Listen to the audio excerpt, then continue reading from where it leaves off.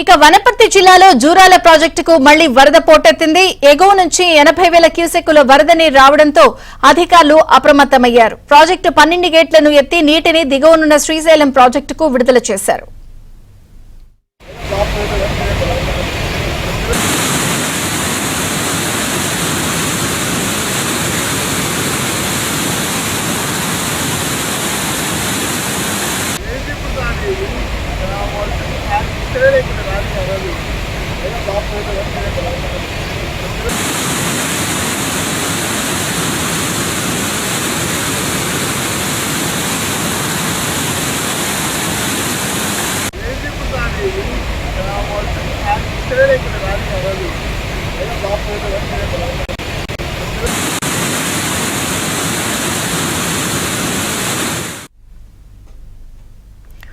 వనపర్తి జిల్లాలో జూరాల ప్రాజెక్టుకు మళ్లీ వరద పోటెత్తింది.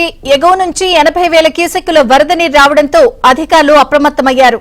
ప్రాజెక్టు 12 గేట్లను ఎత్తి నీటిని దిగువనున్న శ్రీశైలం ప్రాజెక్టుకు విడుదల చేశారు.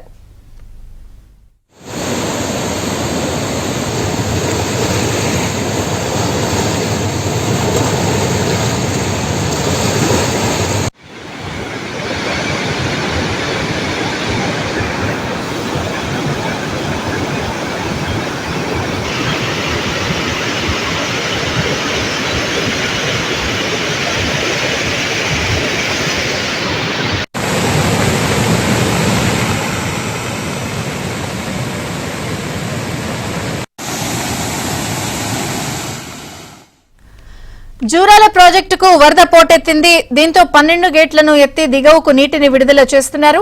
వివరాలు బసవరాజు అందిస్తారు. బసవరాజు,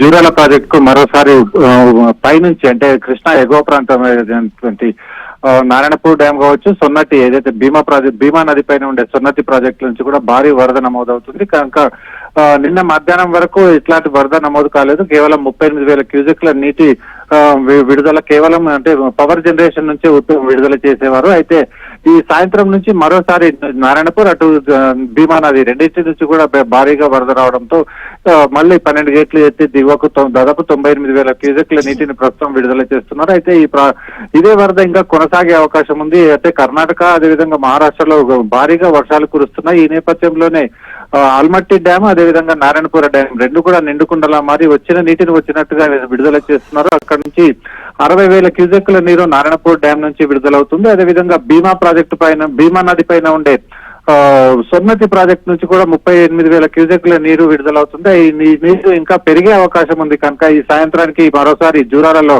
ఈ ప్రస్తుతానికైతే 12 గేట్లు ఎత్తి దిగువకు విడుదల చేస్తున్నప్పటికీ ఇంకా సాయంత్రానికి పెరిగే అవకాశం ఉందని అధికారులు చెప్తున్నారు. అయితే ఏదైతే కుషన్ మెయింటైన్ చేయాలో అంటే వచ్చిన వరద కంటే ఎక్కువ నీటిని దిగువకు విడుదల చేస్తున్నారు.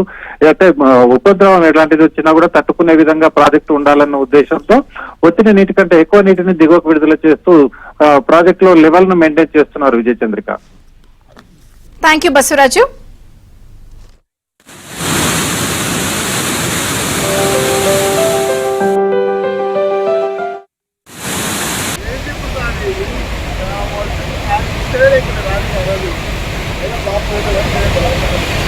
Thank you.